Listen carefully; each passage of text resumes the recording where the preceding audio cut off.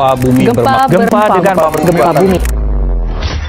Bentar dah, Pak dulu. Aman-aman Ki, bawa aman. Siap.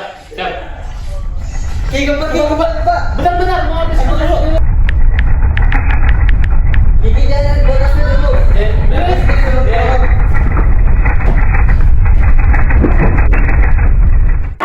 Apa? Kalian tahu gak tugas geografi yang ini? Oh, yang itu. Oh, itu masuk saya. Saya nggak bisa lihat gempa yang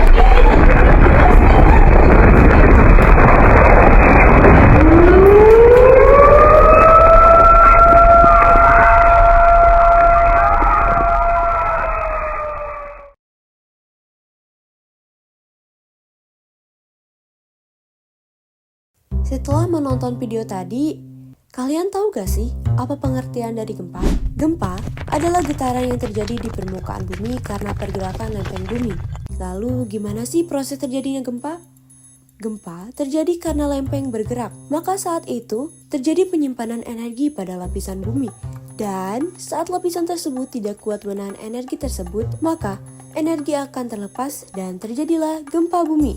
Energi yang dihasilkan akan dipancarkan dari segala arah berupa gelombang seismik sehingga efeknya dapat dirasakan sampai ke permukaan bumi.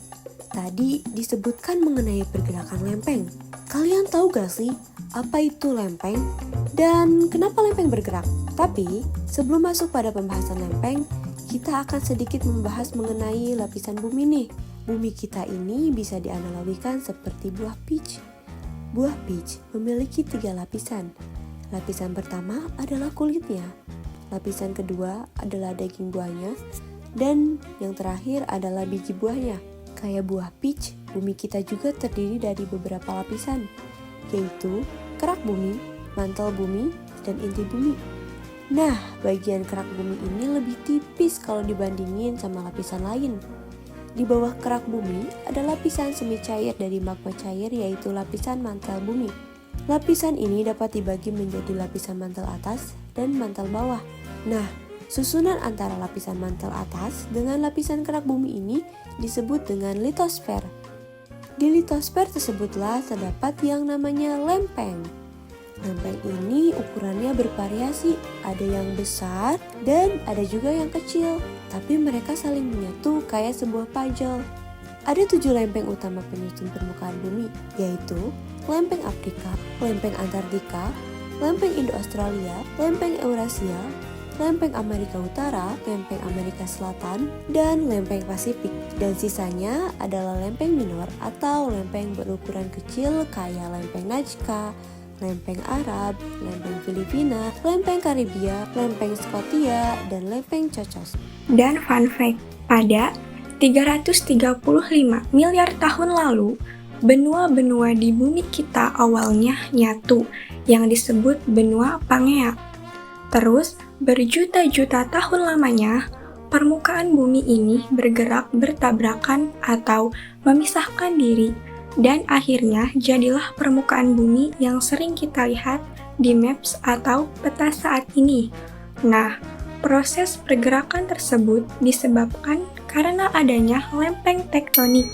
Biasanya tuh disebut dengan continental drift atau teori pengapungan benua. Nah, lempeng-lempeng tadi itu mengapung di atas astenosfer.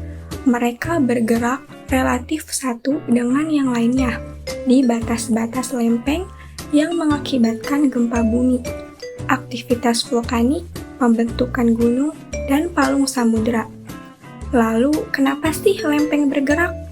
Pergerakan lempeng ini disebabkan oleh adanya arus konveksi, yaitu berupa perpindahan energi panas yang terjadi di lapisan astenosfer. Pergerakan lempeng dapat dibedakan menjadi beberapa jenis, yaitu yang pertama, divergen. Pergerakan atau batas divergen juga dapat disebut sebagai zona pertambahan maupun proses pembentukan lempeng baru. Divergen merupakan proses pergerakan lempeng yang saling menjauh satu sama lain. Oleh karena itu, pada bagian kosong yang disebabkan oleh pergerakan lempeng menjauh akan diisi oleh mantel bumi pada lapisan litosfer.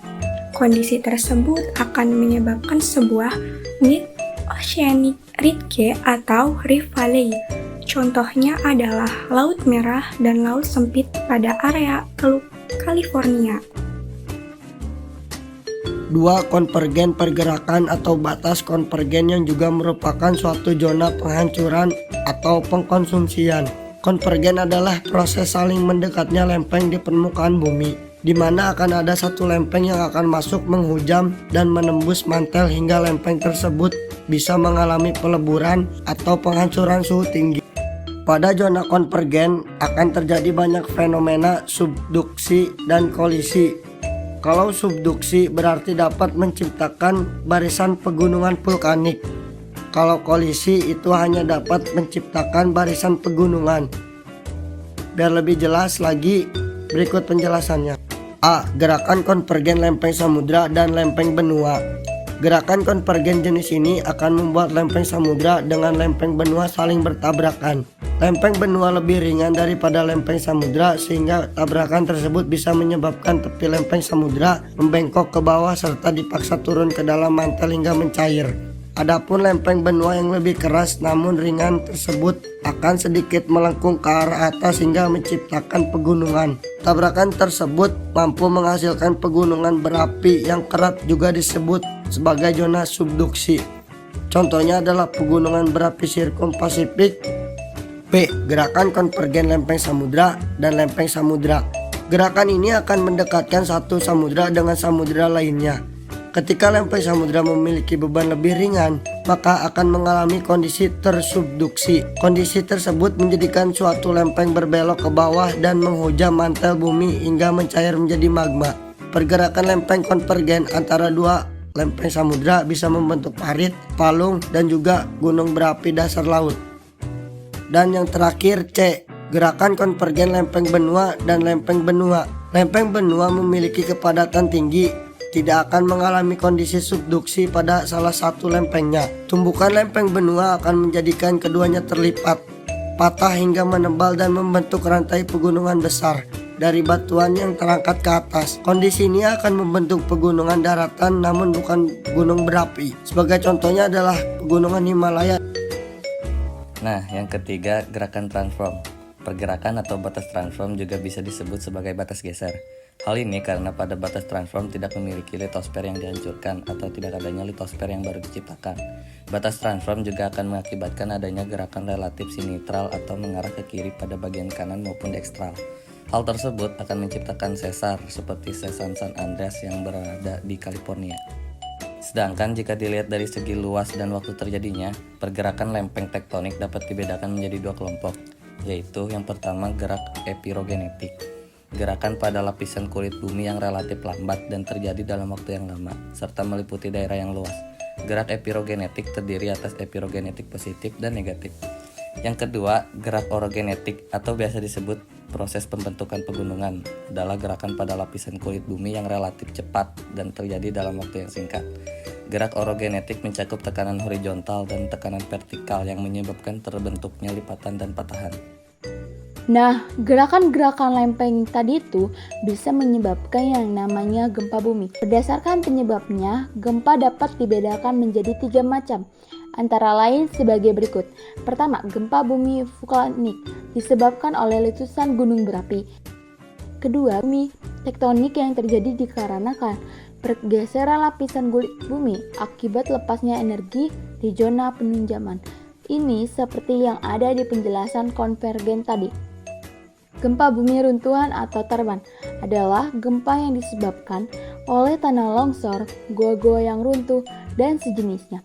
Oh iya, kalian tahu gak sih kalau ternyata Indonesia itu jadi negara kedua di dunia yang paling sering dilanda gempa bumi sepanjang tahun 1990 sampai 2024. Kenapa coba? Karena secara geografis Indonesia terletak di kawasan jalur Ring of Fire atau cincin api Pasifik. Indonesia juga berada di pertemuan 3 lempeng tektonik dunia, yaitu lempeng Australia, lempeng Eurasia, dan lempeng Pasifik. Oleh sebab itu, Indonesia termasuk negara rawan bencana alam seperti gempa bumi. Gempa bumi memiliki sifat merusak. Gempa dapat merusak rumah dan fasilitas umum seperti jembatan, jalan, rumah sakit, sekolah, dan lain sebagainya. Terjadinya gempa bumi tidak dapat diprediksi dan dapat terjadi kapan saja, sehingga tidak dapat dicegah, namun dampak yang ditimbulkan dapat diminimalisir. Dampak gempa bumi. Dampak negatif. 1. Jaringan transportasi dan komunikasi terganggu serta banyak bangunan dan fasilitas umum menjadi rusak. 2. Terjadinya korban jiwa. 3. Munculnya rekahan patahan, longsoran dan luncuran tanah yang dapat terjadi bersamaan dengan gempa. 4. Air bawah tanah dapat mengalami perubahan disebabkan oleh sesar atau guncangan. Dan 5. Memicu timbulnya tsunami apabila gempa bumi berkekuatan besar dan berasal dari laut dangkal. Dampak positif. 1. Dapat memberikan gambaran tentang apa yang terjadi di bawah tanah sehingga dapat membuat ekstraksi minyak dan gas lebih efisien. 2. Dapat memberikan informasi tentang struktur bumi. 3. Memberikan informasi tentang struktur internal bumi. 4. Gempa bumi yang terjadi akan membuat mineral dan batu mulia naik ke permukaan sehingga akan lebih memudahkan untuk ditambang. 5. Gempa bumi mampu membuat daratan-daratan baru dan juga pelebaran pantai. Dan terakhir, 6. Meningkatkan kewaspadaan masyarakat dalam menghadapi bencana ke depannya. Nah, yang terakhir kita akan membahas mengenai mitigasi bencana gempa bumi. Mulai dari sebelum, saat terjadi, sampai dengan sesudah terjadinya gempa bumi. Pra bencana ada 4 nih. Pertama, menyiapkan rencana untuk menyelamatkan diri apabila gempa bumi terjadi. Kedua, melakukan latihan yang dapat bermanfaat dalam menghadapi reruntuhan saat gempa bumi.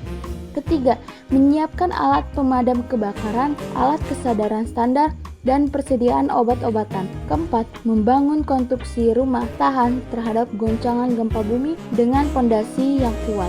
Lalu ada mitigasi darurat atau saat terjadinya gempa bumi. Yang pertama, berlindung di bawah meja untuk menghindari dari benda-benda yang mungkin jatuh dan jendela kaca. Yang kedua, tetap lindungi kepala dan segera menuju ke lapangan terbuka. Yang ketiga, menghindari menggunakan lift dan eskalator, gunakan tangga darurat. Dan yang keempat, jangan berdiri dekat tiang, pohon, sumber listrik, atau gedung yang mungkin roboh. Pasca gempa bumi, yang pertama, keluar dari bangunan secara tertib jika berada di dalamnya. Yang kedua, periksa apakah terjadi kebakaran, kebocoran gas, atau arus pendek. Yang ketiga, hindari masuk ke bangunan yang rusak atau mendekatinya, karena dapat runtuh kapan saja. Yang kelima atau yang terakhir, selalu memantau informasi tentang gempa susulan dari media cetak atau elektronik. Nah, akhirnya kita ada di penghujung video nih. Semoga video dari kelompok kami ini bisa bermanfaat bagi kita semua. Dan terima kasih banyak sudah menonton.